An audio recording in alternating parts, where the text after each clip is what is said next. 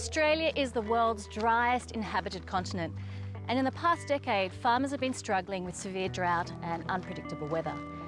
I'm Juliette Pearce, and I'm in South Australia to visit a company that's come up with a new way to grow food, using abundant resources of seawater and sunlight. Located on the arid stretch of land bordering the Spencer Gulf in Port Augusta lies Sundrop Farms. There's the greenhouse. This sustainable greenhouse is now in its second successful season of tomatoes and capsicums. Hey Juliette, how are you? Welcome to Sundrop Farms. Thank you. So Philip, why did you come up with this idea? In agriculture, which uses about 70% of the world's fresh water supplies, we're starting to face shortages in water.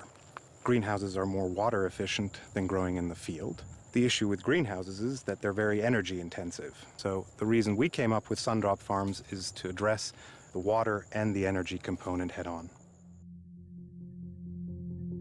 Sundrop does that by making use of the area's most abundant renewable resources, sun and seawater. Is there a benefit to the shape of these? Yes, most definitely, yeah.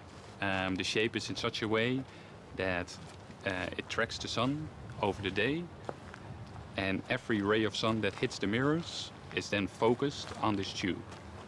In the tube you have thermal oil. The oil is then sent through a piping system to finally heat up the water in the heat storage tanks.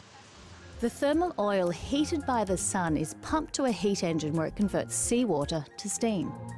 This drives turbines which generate enough electricity to provide Sundrop with most of its electricity needs. That equals to 1,000 light bulbs, which is more or less 50 households. That's a lot. Yes.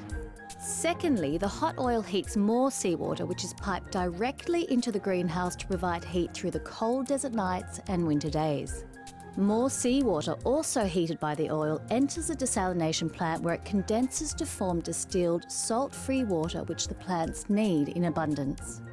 It's a bit like your bottle from your fridge. If you take that out of your fridge and you put that on the kitchen table and condensation forms on the side, that's what we mimic here as well, but a bit more efficient. 10,000 litres of water is needed each day to feed the greenhouse, but that's a tenth of what's needed in traditional farming. So this is the purest water you can get. Oh. Thanks. Very nice. You have to say that. What's great about this process is that after desalination, you're left with brine, and brine's salt and chemicals. And all of this is actually recycled and put back into the agricultural industry. Hi, Dave, you're the head grower? That's right, how are you? Good, thank you. That's good. I'll just get you to sanitize your feet here. Wow.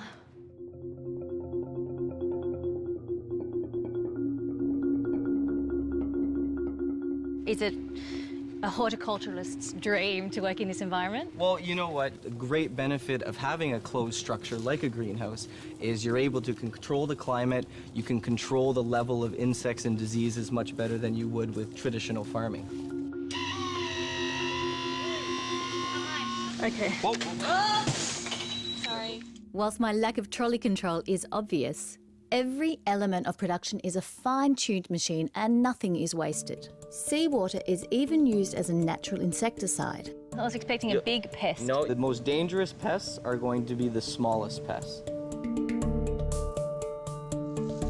When needed, seawater is also used to cool the greenhouse, trickling over cardboard pads where its evaporation brings about natural cooling.